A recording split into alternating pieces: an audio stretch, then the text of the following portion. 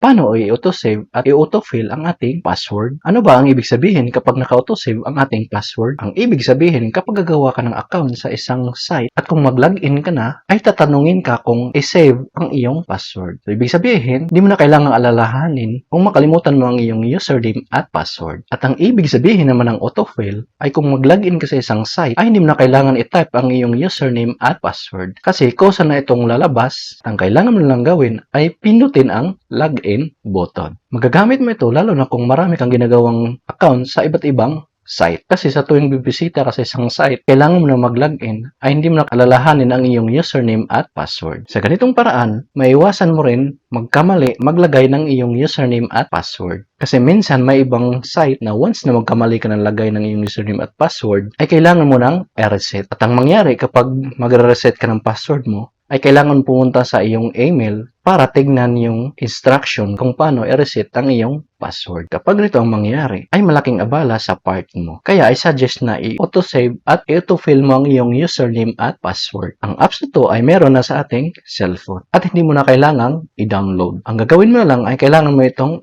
turn on. Kaya kung gusto mong malaman kung paano mag-autosave at autofill ng username at password, panoorin mo ang video na una, punta tayo ng Google Chrome. Once na sa Google na tayo, dito sa may upper right side, yung may tatlong tuldok, pindutin lang to. Then, pindutin tong settings. Then, pagkatapos, pindutin itong password manager.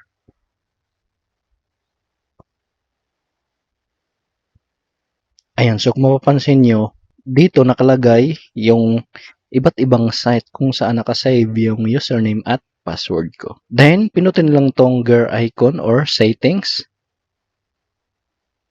Dito sa offer to save your password is naka-on. Then, dapat din dito sa sign in automatically, easily to sign to sites and apps with your saved passwords. When you turn off, you'll be asked before signing in.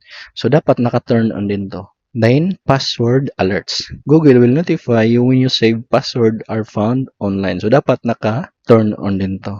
Ayan. Din dito, pwede mo ring i-save ang iyong password. So, pinutin lang tong export password.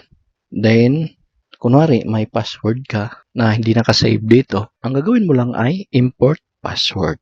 So, once na naka-turn on na to, ay once na gagawa ka ng account sa iba't ibang site, ay magtatanong or may lalabas na save username and password. So, ang gagawin mo lang ay pinutin mo lang yung okay. Ganun lang kadali, paano mag-autosave at autofill ng username at password. Kung nagustuhan mo ang video na to, huwag kalimutang mag-like, subscribe, at hit notification bell para updated ka sa mga bago kong video.